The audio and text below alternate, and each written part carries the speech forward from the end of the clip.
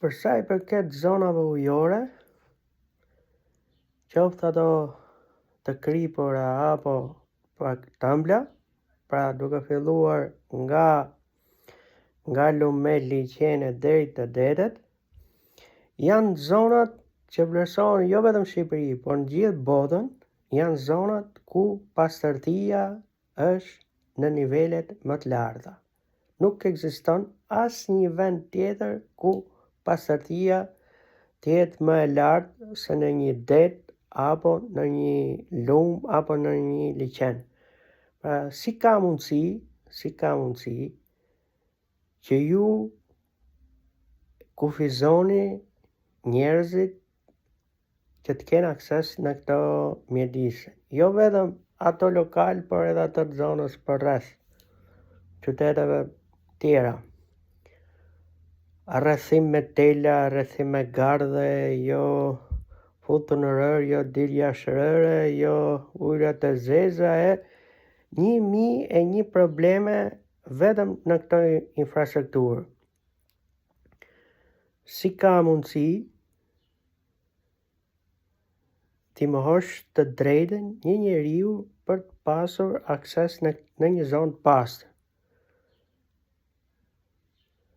Për të ardhur në pikën e dytë që ka nevojë këto zona të rëndësishme, duhen mbajtur në gjithë literaturën ndërkombëtare, në gjithë hartën e globit.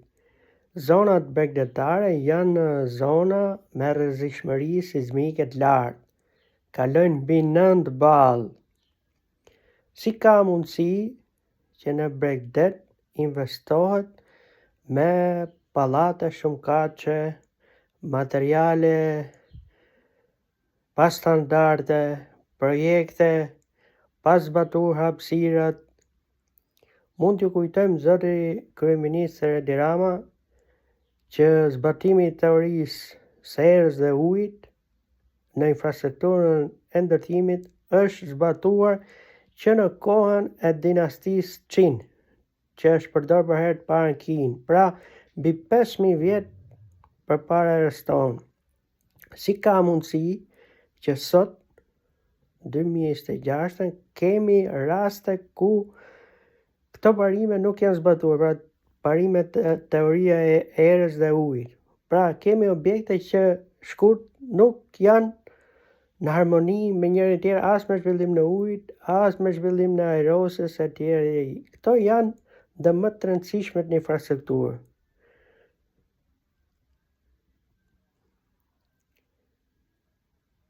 Brezët, pastaj ku mund ndërtosh? Mund t'ju kujtojmë rrezikshmërinë e një Bregdeti. E Bregdeti është arrezatimi. Si mund të çosh një grup njerëzish të jetojnë për një kohë gjatë në një ambient ku rrezatimi është në nivele shumë të larta? Prandaj ka zona të mjeshtëdijura. Nga në gjithë botën Bregdetet studiohen nga sipërfaqja deri te zona e shelfit, pak më 200 metra thellësi. Si ka mundësi që në Shqipëri nuk kipet asnjë informacion, as çfarë mineralesh, as çfarë rreziku paraqet kjo zonë, as edhe asnjë fare. Jo vetëm që nuk kipet, po dëmtohet masivisht nga viti në vit.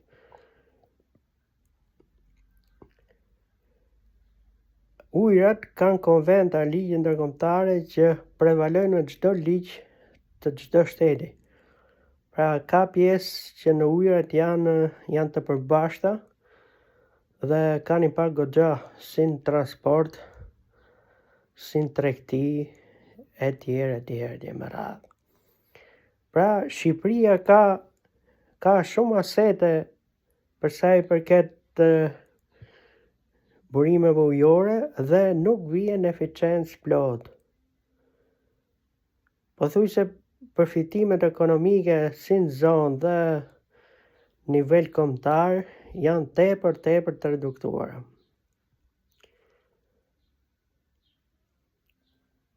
Një aspekt tjetër janë zonat kritike, pra bregdet, apo në zonat veçanta ujore mund ndërtosh zonat më të rëndësishme ku mund të krijosh sigurinë e një vendi, projektimet e një vendi dhe zona ekskluzive ekonomike apo ushtarake të një vendi. Pra, si ka mundësi që ju nuk keni në gjendje të menaxhoni si duhet me ligj?